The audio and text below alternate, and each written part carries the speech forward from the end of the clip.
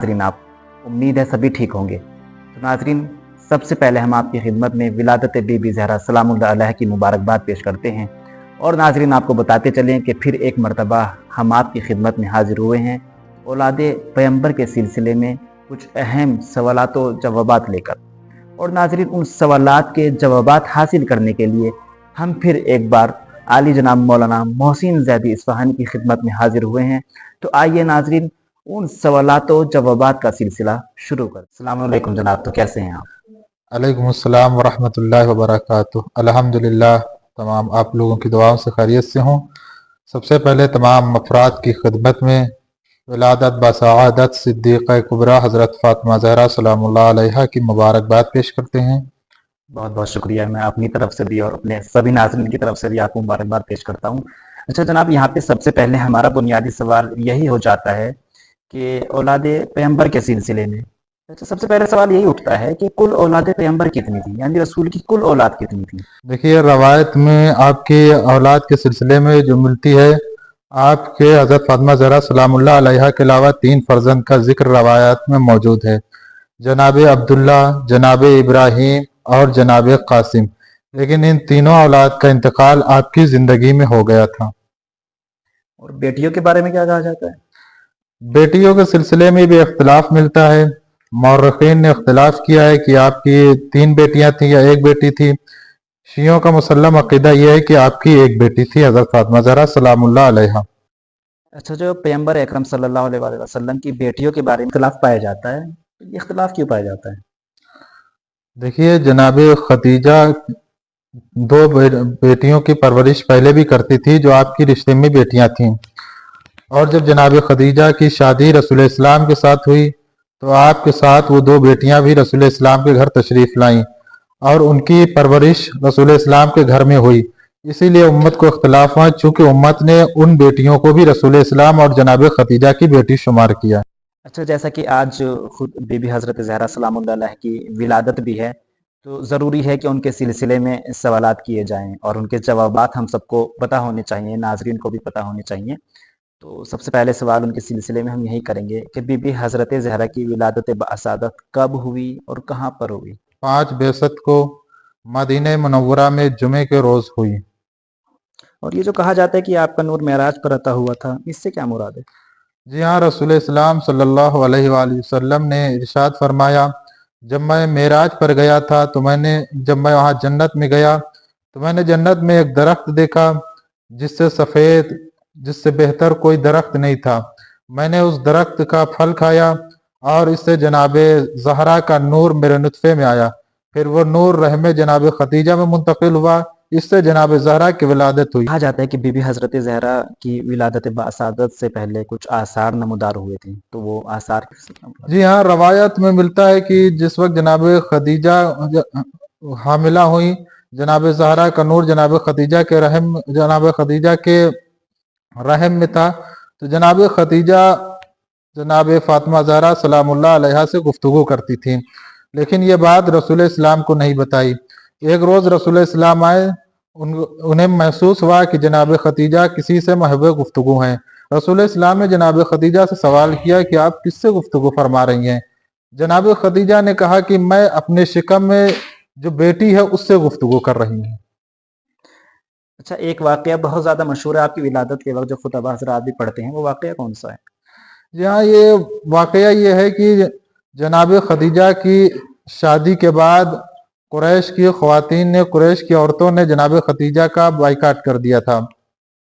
जिस वक्त जनाब ज़हरा सलामुल्लाह अलैहा की विलादत का वक्त आया, इन हालात में ख़वातीन की ज़रूरत होती है जो एक खातून को सहारा दे।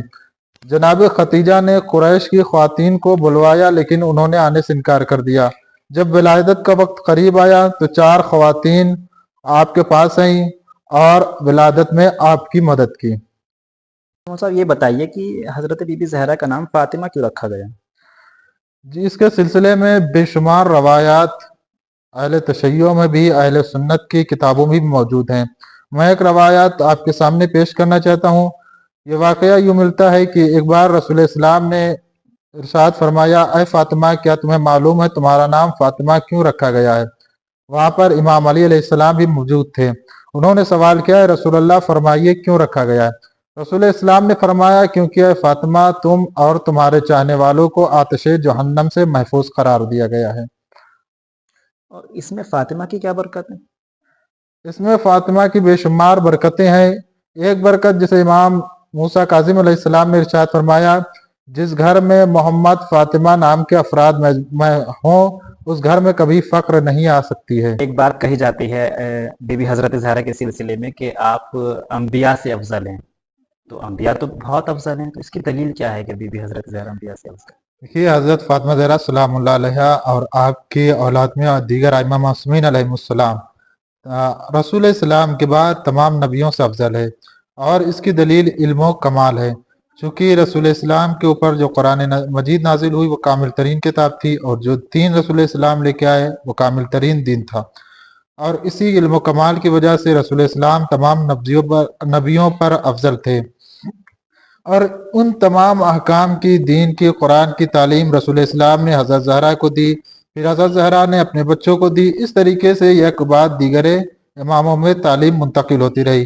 اس لیے حضرت زہرا سلام اللہ علیہ اور آپ کی اولاد ائمہ معصومین علیہ السلام علم کے اعتبار سے رسول اسلام کے بعد سب سے زیادہ افضل ہیں، اور اسی علم کی وجہ سے تمام نبیوں پر رسول اسلام کے بعد فضیلت رکھتے ہیں۔ ایک بات یہ کہی جاتی ہے کہ بی بی حضرت زہرا اپنے چاہنے والوں کی شفاعت کریں گی، تو اس سے متعلق کوئی دلیل یا کوئی حوالہ؟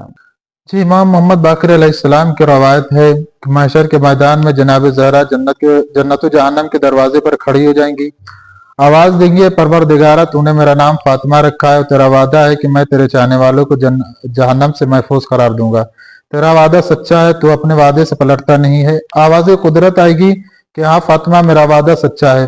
اس کے بعد امام علیہ السلام فرماتے ہیں جناب زہرا اپنے چاہنے والوں کو ان کے درمیان سے ایسے نکال لیں گی جیسے پرندہ خراب دانوں سے اچھے دانے چن لیتا ہے۔ مطلب شفاعت تو کریں گی، لیکن آج کے ٹائم میں تھوڑا سا الٹا معنی مطلب لوگ لیتے ہیں۔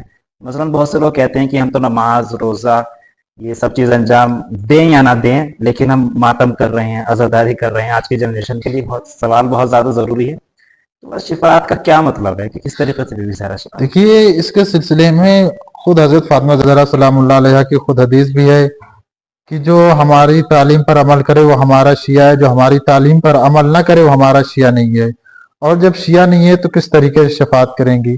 اور دوسری بات یہ ہے کہ ہمارا عقلی بات ہے، جب امتحان میں ایک طالب علم امتحان دیتا ہے اگر اس کے 1-2 نمبر کم ہو تو استاد اپنی محبت کی وجہ سے یا اپنے شاگرد کی محبت کی وجہ سے یا رحم کی وجہ سے 1-2 نمبر بڑھا کر کے پاس کر سکتا ہے، لیکن اگر وہ طالب علم کے نمبر ہی نہ ہو بالکل تو اسے پاس نہیں کیا جا سکتا ہے۔ اگر ہمارے اعمال میں کچھ غلطیاں ہوں گی، گناہ ہوں گے، تو حضرت فاطمہ زہرا سلام اللہ علیہ ہماری شفاعت کرائیں گی، لیکن اگر ہم نے کوئی نیک اعمال کیا ہی نہیں ہوگا، ہم نے بے شمار گناہ کیے ہوں گے، تو وہاں پر شفاعت کا تصور نہیں ہے۔ بہت بہت شکریہ، اس کے سلسلے میں آپ نے اتنی اچھی مثال بھی دی ہے۔ میں آخری سوال آپ سے کرنا چاہوں گا کہ آج کے ٹائم میں چونکہ حضرت معصومہ زہرا سے متعلق یا ائمہ سے متعلق مطلب ہم لوگ کا فریضہ کیا ہے آج کے زمانے میں؟ دیکھیے ہمارا فریضہ یہ ہے کہ وہ دین وہ اسلام جسے رسول اسلام لے کر کے آئے تھے، ائمہ معصومین علیہ السلام نے پہنچایا ہے، اپنی شہادتیں دی، مشکلیں برداشت کی، اپنی اولاد کی شہادتیں دی، ہمیں چاہیے اس دین کے احکام پر عمل کریں، ائمہ معصومین علیہ السلام کی سیرت کو فضائل کو لوگوں تک پہنچائیں تاکہ لوگ حقیقت کو جان سکیں اور حق کو پہچان سکیں۔